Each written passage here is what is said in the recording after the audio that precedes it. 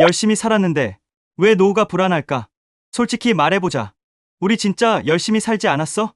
아침 알람 울리면 몸은 천근만근인데 어떻게든 일어나서 출근 준비하고 지하철에서 멍하니 서 있다가 회사 도착하기도 전에 이미 지쳐있고 회사에선 일이 끝나는 날이 아니라 일이 이어지는 하루하루를 살지.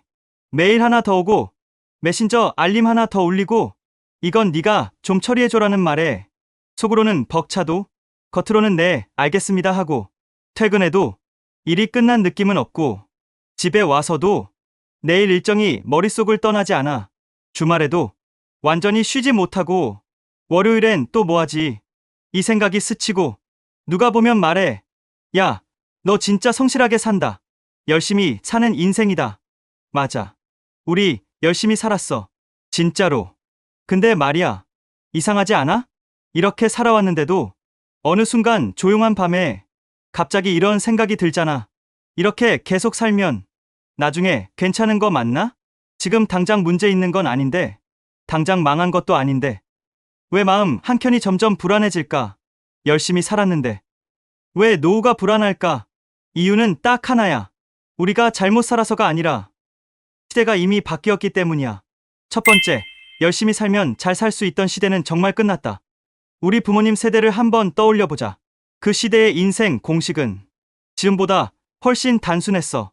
회사 들어가서 성실하게 다니고 윗사람 말 잘 듣고 큰 사고만 안 치면 연봉은 조금씩 오르고 대출 끼고 집 한 채 마련하고 자식 키우고 노후는 연금이랑 퇴직금으로 어느 정도 커버.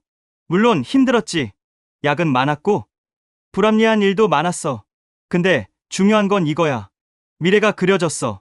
지금은 힘들어도 이렇게만 살면 된다는 하나의 길이 있었거든. 그땐 진짜로 성실함이 안정으로 이어졌어. 하지만 지금은 아무리 열심히 일해도 연봉 인상률은 물가를 못 따라가고 집값은 월급보다 훨씬 빠르게 튀고 연금은 충분할지 모르겠고 정년은 짧아지고 평생 직장이라는 말은 사라졌지. 그래서 이런 감정이 생겨. 내가 덜 노력했나? 내가 선택을 잘못했나? 나만 뒤처진 건가? 아니야. 이건 개인의 문제가 아니라 시대 구조의 문제야. 열심히만 살면 된다는 공식이 이미 깨졌기 때문에 우리는 불안해지는 거야. 두 번째, 우리는 평생 노력형 인간으로만 살아왔다. 우리 인생을 가만히 되돌아보면 거의 모든 단계가 이랬잖아. 공부 열심히 하면 성적, 성적 좋으면 좋은 대학, 대학 잘 가면 취업, 회사 가면 야근, 버티면 승진, 전부 노력하면 보상을 받는 구조야. 그래서 우리는 자연스럽게 이렇게 믿게 됐어. 안 되면 더 열심히 하면 된다. 지금은 힘들어도 나중엔 보상받는다. 이 논리는 젊을 때까진 꽤 잘 맞아. 문제는 노후야. 노후는 노력으로 커버할 수 있는 영역이 아니야. 젊을 땐 몸 갈아서 버틸 수 있어.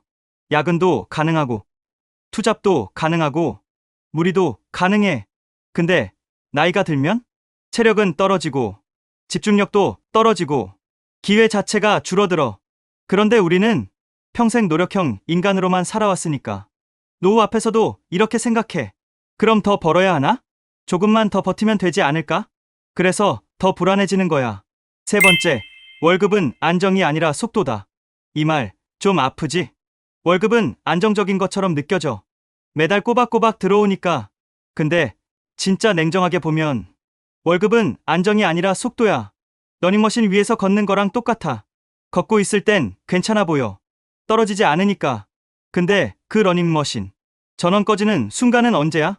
아프면 꺼지고, 회사 그만두면 꺼지고, 정년 오면 꺼지고, 구조조정 오면 바로 꺼져. 즉, 월급은 일하는 동안만 유지되는 속도야. 우리는 평생 이 속도에만 의존해서 살아왔고, 그래서 나이가 들수록 본능적으로 불안해지는 거야. 네 번째, 열심히 살수록 소비는 구조가 된다. 이건 정말 현실적인 얘기야. 처음 사회생활 시작했을 땐 월급 적어도 불만 없었잖아. 근데 연봉 오르고, 직급 올라가고, 결혼하고, 아이 생기고, 책임이 커지면 소비도 같이 커져. 집은 더 넓어지고, 차는 더 안전한 걸로 바뀌고, 보험은 하나둘 늘고, 교육비는 고정비가 되고, 생활비는 줄일 수 없는 구조가 돼. 문제는 이거야. 소비는 습관이 아니라 구조가 된다는 것. 그래서 나중에 이런 생각이 들지. 벌 때는 괜찮았는데. 나중에 이걸 어떻게 감당하지? 이 불안. 이상한 게 아니야. 지극히 정상적인 감정이야. 다섯 번째. 우리는 버는 법만 배웠지 지키는 법은 몰랐다. 많은 사람들이 이렇게 말해. 돈만 많이 벌면 노후는 해결된다. 근데 현실은 다르다. 돈은 생각보다 쉽게 사라진다. 인플레이션, 의료비, 예상 못한 사고, 자녀 지원, 부모, 부양. 돈은 가만히 놔두면 조용히 하지만 확실하게 새어나간다. 그래서 중요한 건 이거야.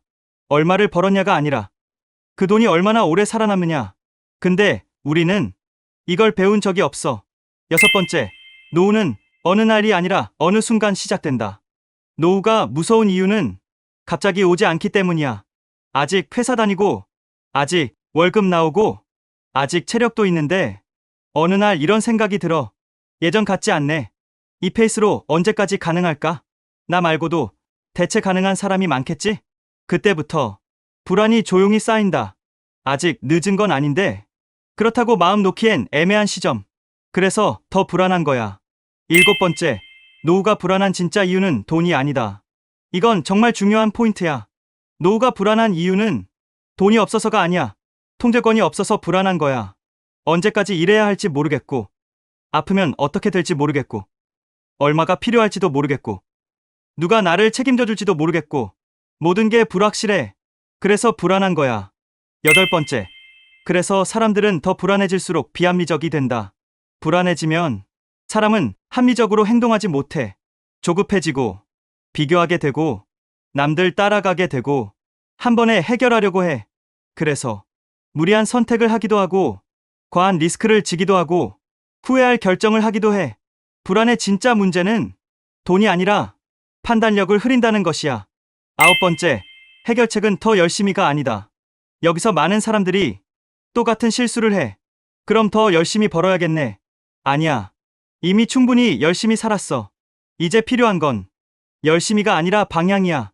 돈이 돈을 벌어주는 구조, 시간이 내 편이 되는 구조, 내가 쉬어도 굴러가는 자산, 불안이 줄어드는 시스템. 이걸 하나씩 만드는 거야. 열 번째, 노후 준비는 돈 문제가 아니라 구조 설계다. 노후 준비는 갑자기 부자가 되겠다는 게 아니야. 일을 하면 돈이 들어오는 구조에서, 돈이나 대신 일해서 돈을 벌어오는 구조로 조금씩 옮기는 과정이야. 월급의 일부를 미래의 나에게 보내는 것. 지금의 내가 미래의 나를 먹여 살리는 구조를 만드는 것. 마지막으로 이 말은 꼭 하고 싶다. 열심히 살았는데 노후가 불안하다면 그건 실패한 인생이 아니야. 정상적인 감정이야. 이 시대에서 아무 생각 없이 살면 불안해지는 게 오히려 자연스러워. 불안은 잘못 살았다는 신호가 아니라 이제 구조를 바꿀 때다라는 신호야. 한 줄로 정리하면 이거야. 열심히 살았는데 노후가 불안한 이유는 내가 부족해서가 아니라 시대가 바뀌었기 때문이다. 우리 이제 더 열심히만 살지 말고 조금 다르게 살아보자. 미래의 내가 지금의 나에게 고마워할 선택을 하나씩 해보자. 그게 진짜 노후 준비야.